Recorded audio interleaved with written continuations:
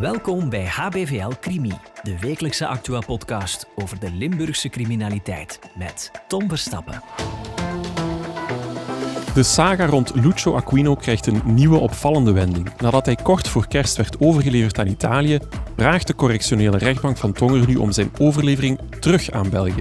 Daarnaast kijken we ook naar het nieuwe drugsbeleid van het parket Limburg dat komaf maakt met het gedoogbeleid rond drugsbezit. Ja, misdaadjournalist Philippe Perges, je stond hier rond kerst ook rond de tafel om uitleg te geven over Lucio Aquino. Er is nu weer wat gebeurd. Misschien heel even terug uitzoomen. Wie is Lucio Aquino en waar gaat de zaak over? Dus heel even terug naar 20 december vorig jaar, net voor de feestdagen. Wat is er toen gebeurd? Lucio Aquino stond op een parking, wilde zijn auto instappen in Maasmechelen, waar hij woont. Lucio Aquino is een 63-jarige man en gekend bij gerecht en politie omdat hij op grote schaal en internationaal cocaïne importeert, verkoopt ook. Dus echt wel een grote drugscrimineel. Nu was het 20 december gebeurd. Hij wil in zijn auto stappen op een parking van horecazaak Maasmechelen. Speciale eenheden, samen met speurders, hebben hem toen overmeesterd, overgebracht naar Melsbroek, militaire luchthaven, om hem daar over te leveren aan de Italianen die met een delegatie hier waren geland, om hem mee te nemen naar Italië. Waarom? Lucio Aquino, daar stond al 2,5 jaar een Europese aanhoudingsbevel open. Dus de Italianen hadden gevraagd om Aquino te krijgen, zeg maar, van ons land, omdat ze hem daar willen berechten in een grote rechtszaak. Ja, en er waren toen destijds wat afspraken rond gemaakt over wanneer dat die overlevering zou gebeuren.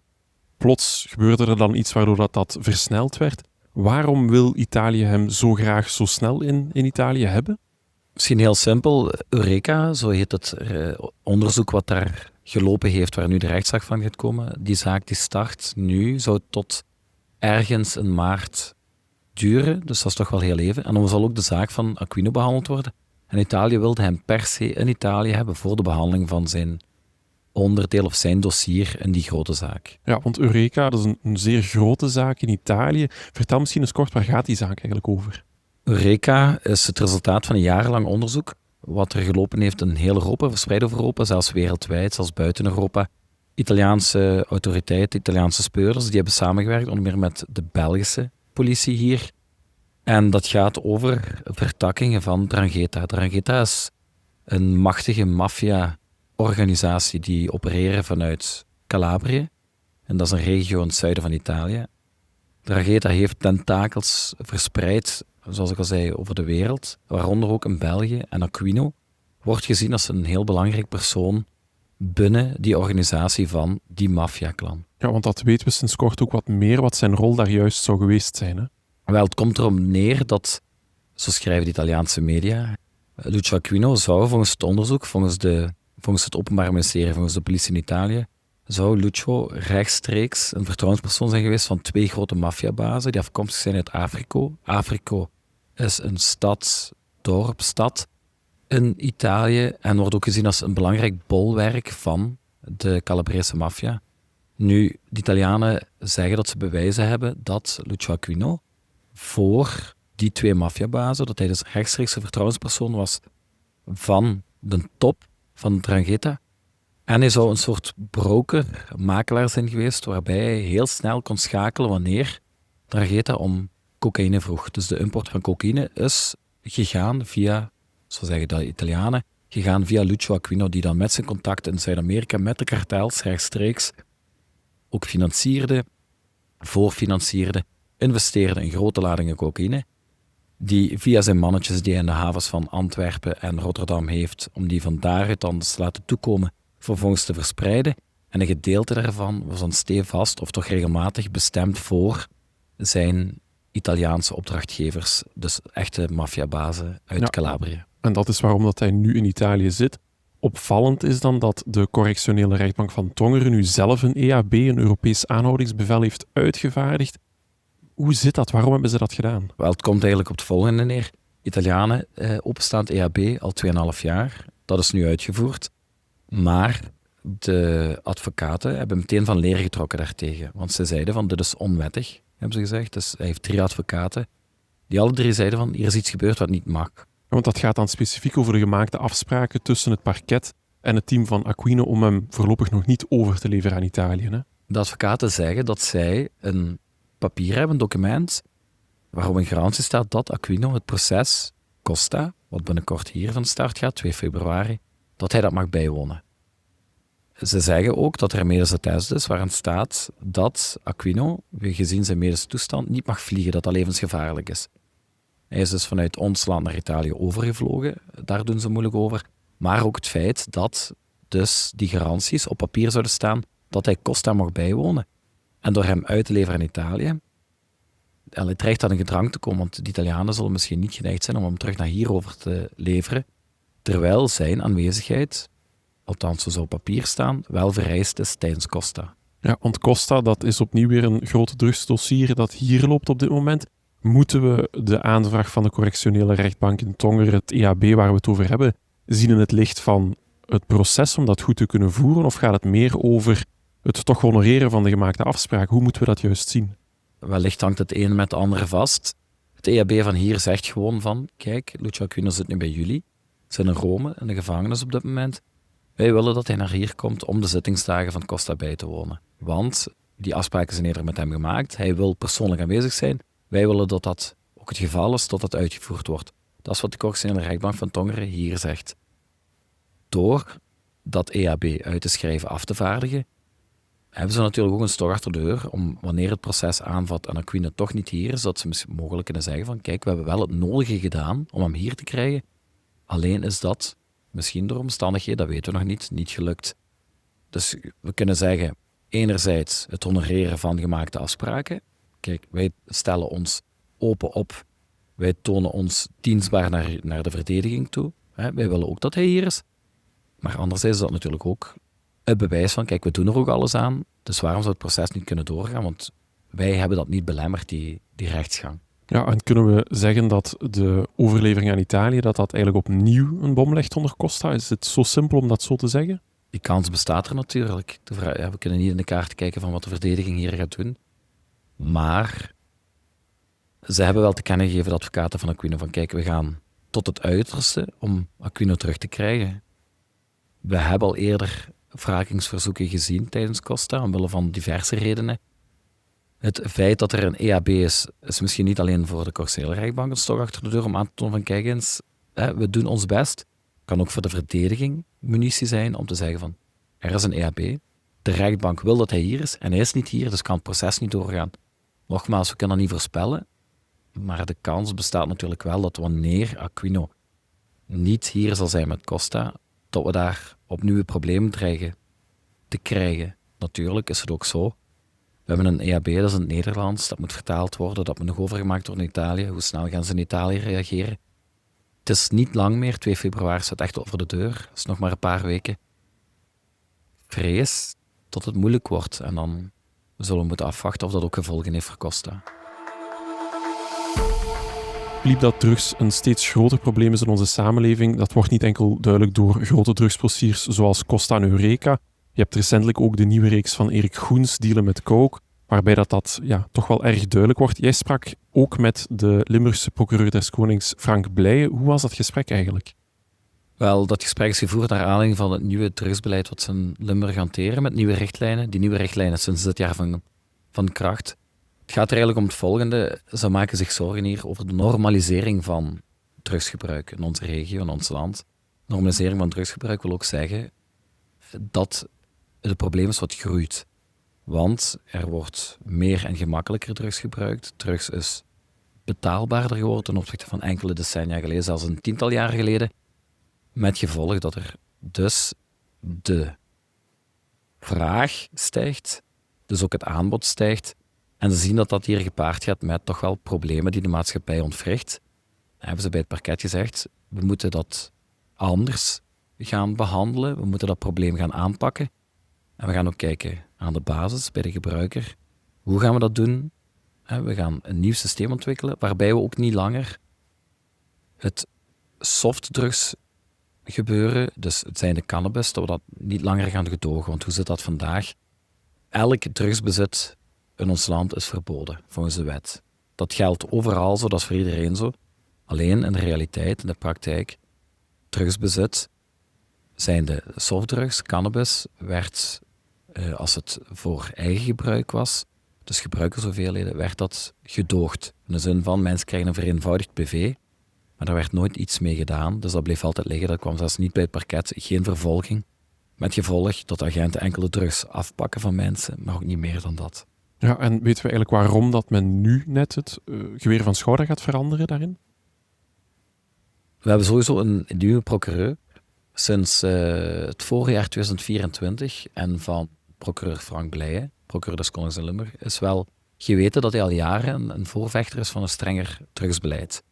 Hij gebruikt daarvoor wetenschappelijke criteria. Dus hij zegt van kijk, we hebben de wetenschap die ons daarin steunt. De wetenschap zegt, dat blijkt uit alle beslagnames van drugs, van softdrugs, de THC-waarde, dat is het bestanddeel, het actief bestanddeel wat ervoor zorgt dat iemand zijn roes krijgt, zijn high krijgt van cannabis. Die waarde is al decennia stelselmatig aan het verhogen. Met gevolg dat cannabis niet langer, en dat zeggen ook experts, niet langer eigenlijk valt onder softdrugs, dat die THC-waarden zo hoog zijn dat het eigenlijk harddrugs is, dat mensen gaan hallucineren, dat ze een zeer zwaardere high ervaren. En daarom moet het parket eigenlijk daar iets aan wil doen. En opvallend ook in dat gesprek was dat Frank Blijen zelf een anekdote vertelde over het feit dat hij naar Extrema Outdoor is gegaan een paar jaar terug. Dat maakte ook wel erg veel indruk op de man. Toen hij procureur is geworden in Limburg, heeft hij werk gemaakt van zoveel mogelijk ter plaatse gaan bij grote evenementen, bij verkeersacties. Nu ook niet alleen op drugsvlak, maar op alle gebieden is hij in het veld gaan staan, gewoon om te weten wat leeft er niet. Eén daarvan was Extrema Outdoor. Hij is er naartoe geweest in mei 2024 en hij heeft daar toen met eigen ogen gezien welke mensen dat daar binnen werden gebracht die drugs hadden genomen. Nu goed, het merendeel daarvan is natuurlijk harddrugs, maar hij sprak over zombies die niet wisten wie ze waren, hoe ze waren. Hij was er zodanig van geschrokken dat hij dacht van oké, dat is echt wel een probleem, significant van orde, dat is echt wel belangrijk, een groot probleem.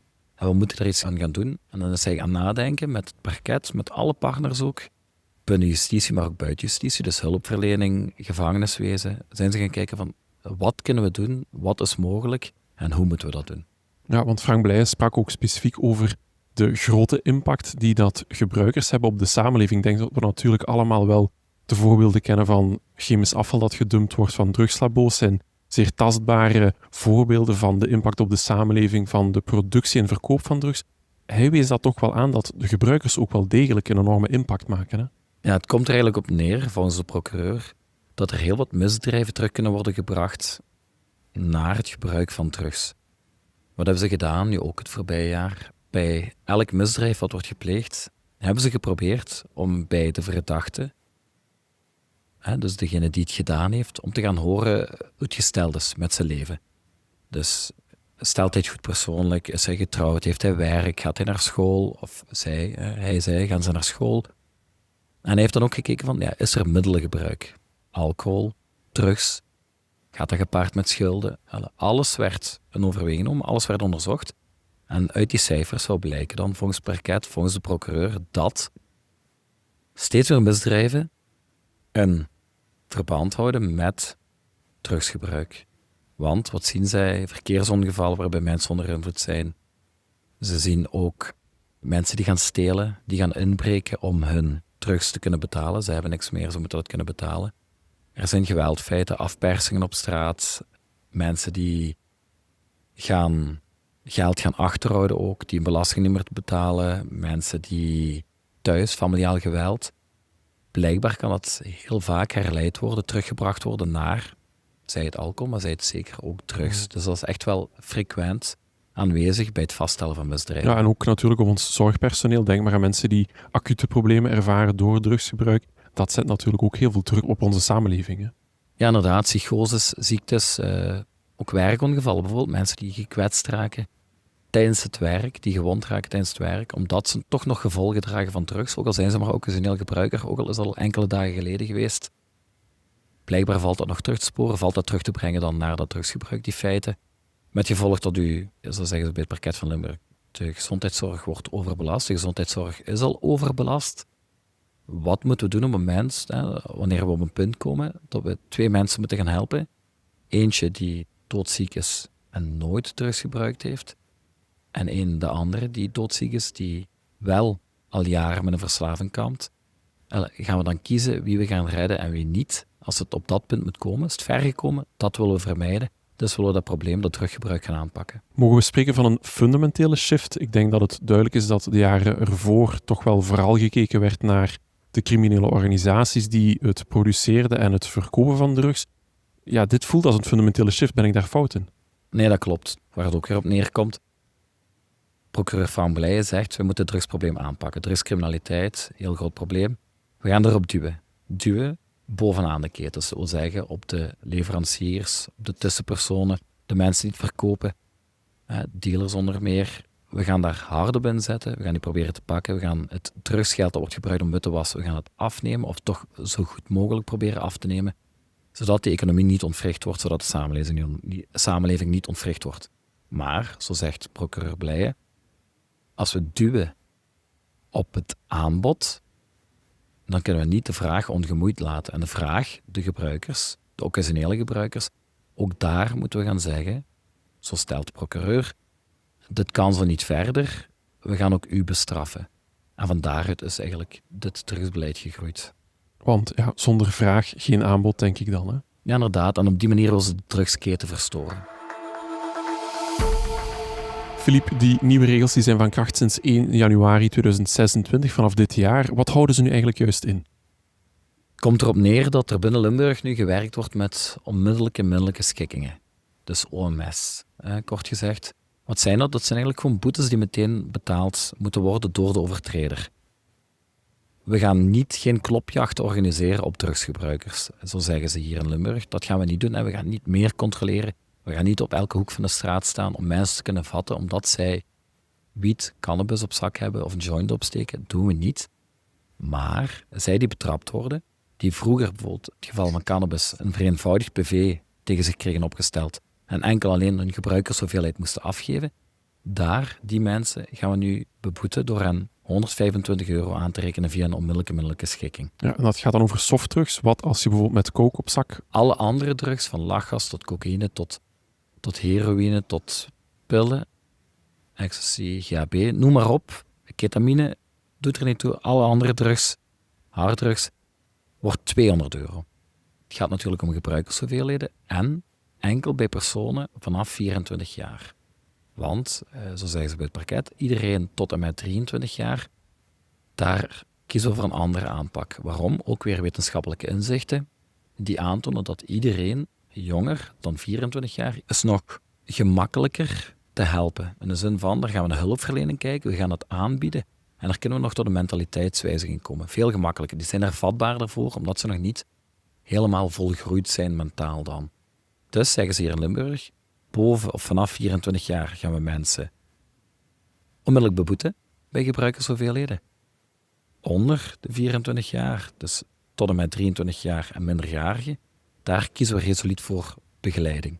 Nu goed, dat is vrijwillig, maar niet vrijblijvend, zo zegt de procureur. Want iemand die daar niet op ingaat, toch volhardt, zal alsnog een PV krijgen, zal alsnog zich voor de rechter moeten verantwoorden. Dat geldt ook voor mensen die ouder zijn dan 23 jaar en bijvoorbeeld meermaals tegen de lamp gaan lopen. Nu goed, we kunnen niet zeggen dat 1 keer, 2 keer, dat kan nog niet gezegd worden. Alles zal geëvalueerd blijven worden, maar iedereen ouder dan 24 jaar die meermaals tegen de lamp loopt en dus meermaals een boete moet betalen, zal uiteindelijk ook alsnog voor de rechtbank zich moeten verantwoorden. Ja, men gaat dus niet alleen repressief optreden met boetes, maar men gaat ook echt proberen actief in te zetten om mensen te begeleiden en te gaan helpen, wat natuurlijk supergoed is. Opmerkelijk is dat Limburg op dit moment de enigste provincie is in België die deze strikte nultolerantie hanteert. Ja, dat is waar. Dus dat geldt nog nergens anders in België. Overal geldt nog altijd dat gedoogbeleid. Ook met die boetes die nu gehanteerd worden, die boetebedragen, dat is nieuw. Al is het natuurlijk wel zo dat parketten samen overleg plegen, regelmatig samen ook vergaderen. Natuurlijk, dat thema gaat er ook al aan bod zijn gekomen. Ik denk dat heel veel parketten nu gaan kijken naar hoe het gaat lopen in Limburg. Want nogmaals, het is oprecht wat nu, of die nieuwe richtlijnen zijn vanaf nu ingevoerd, sinds 1 januari. Dat kan altijd nog aangepast worden. Dat zal altijd beoordeeld worden of het werkt. Maar als dat hier gaat werken, is het niet ondenkbeeldig dat ook elders in Vlaanderen en België gaat toegepast worden. Er zijn al andere parketten die al gevraagd hebben in Limburg van hou ons op de hoogte, want we zijn heel erg benieuwd. We zijn zelf ook aan bepaalde zaken aan het denken. En we willen wel weten hoe het bij jullie gaat lopen. Ja, Filip, je gaat dat natuurlijk voor ons blijven volgen. Ik onthoud vooral dat de saga rond Aquino nog niet is afgelopen en dat Limburg een voortrekkersrol neemt in het nieuwe drugsbeleid. Wil je thuis op de hoogte blijven van dit en ander nieuws, dan kan dat via de HBVL-app. Dit was HBVL Crimi, de wekelijkse Actua-podcast over de Limburgse criminaliteit. Bedankt voor het luisteren. De credits van deze podcast vind je op hbvl.be of in de HBVL Nieuws-app.